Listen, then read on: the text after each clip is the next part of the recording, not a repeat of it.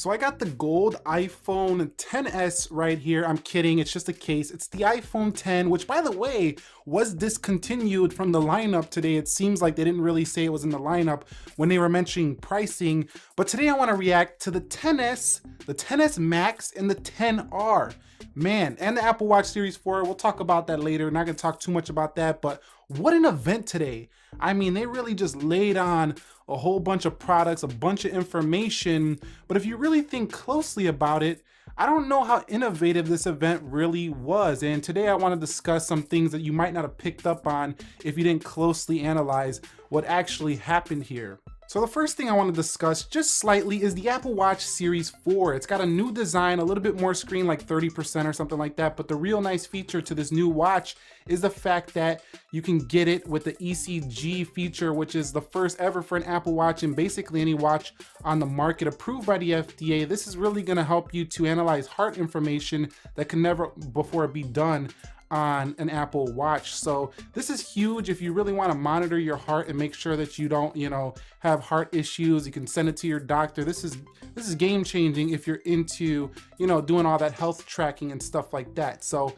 the Apple Watch Series 4 also did get a price increase. If you think about last year launching at $329, Apple raised the price again on this product to $399 to start and $499.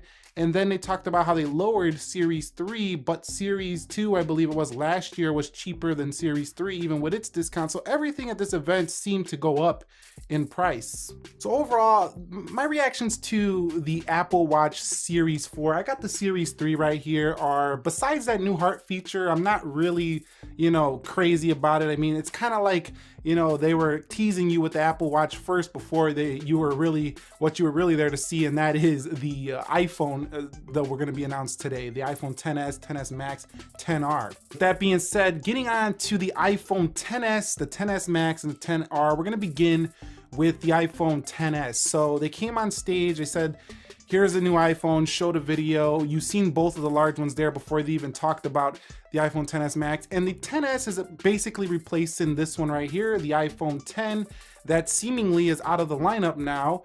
And it's going to be the same price, starting at 64 gigs, $1,000, and it's going to go up from there. It now has a 512 gigabyte option, a A12 Bionic chipset. They didn't mention much about the RAM on this phone, but I'm sure it's a similar 3 or 4 gigabytes of RAM here. So the performance, 50% faster than the A11. This is a massive improvement on the processor, but the fact of the matter is I don't think people are really asking too much for a speed increase. I think what we really wanted to see is maybe a notch decrease, a little bit smaller on the notch, a second gen Face ID, but it seems like what we got was a slightly improved Face ID. It's not a full redesign, it's not Face ID second generation. It's just they improved some algorithms and things in the Face ID that is going to make it just a little bit faster than before, but I don't see it being like crazy faster than the iPhone X.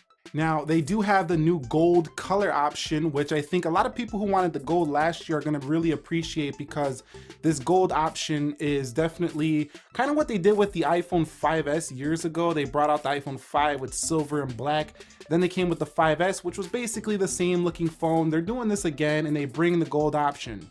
So those people who like to show off their phone and really like a really fancy looking phone, you're really gonna like this gold model of the iPhone. That's basically the XS. It has a dual camera that essentially is not that much different, and this was kind of disappointing too, because Apple touted how they're gonna have smart HDR, which is going to analyze the situation, talking about that's kind of like a Pixel feature like the Google Pixel 2 had with its HDR algorithm. So essentially your pictures are going to get better. You're not going to have to do as much work to get the right exposure, the right detail, the right highlights and shadows, but you don't have any hardware advancements like a 1-inch sensor, which is basically what I've been wanting to see on an iPhone forever, and you don't have that still. It's still going to be a smartphone sensor, so whether you have all these beautiful, highlights and details, you're still not going to have the sharpness of a camera like the Sony RX100, for example, which would really, if you bring a 1-inch sensor to an iPhone, you're going to really take out the point and shoot market. So this camera to me is going to be better, but not mind-blowingly better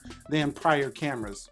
So another thing that came is the 512 gigabyte option. For me, I think that's overkill. I think 256 gig is enough for most people. There's gonna be a niche crowd that really does need 512 gig, and people who don't want to use cloud storage for nothing, they're like, I'm not putting nothing on the internet. You're gonna like that option as well. But I think that, you know, 256 gigs was already enough. The 512 gig is gonna push that phone up like 300 bucks. So you're gonna be paying a high premium to get that maxed out model, but I'm sure many people will do it. I'm just saying that this is not something that was like, oh my God, this is an amazing new feature because it's got 512 gigs.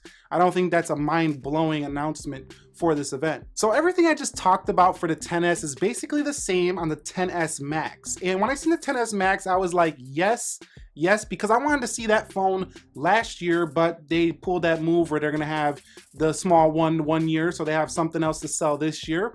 Good on them, great marketing. You know, they could have brought it last year if they want. Samsung brought S8, S8 Plus. Why can't you bring iPhone 10, iPhone 10 Plus last year? But they changed the name to Max, 6.5 inch Super Retina display, so it's going to be a little bit bigger than the Samsung Galaxy Note 9, but considering that body size, the phone's actually going to feel smaller than a Note 9. It's going to feel more like an iPhone 8 Plus. So this year, having a big screen and a more manageable size is a great thing for new iPhone buyers. But overall, the iPhone XS Max to me is just a kind of blown up iPhone 10 with a little bit faster speed and a slightly better camera. So I do like what I see with the iPhone XS Max. That's the one that I'm really going to probably be daily driving when it comes to the iPhone.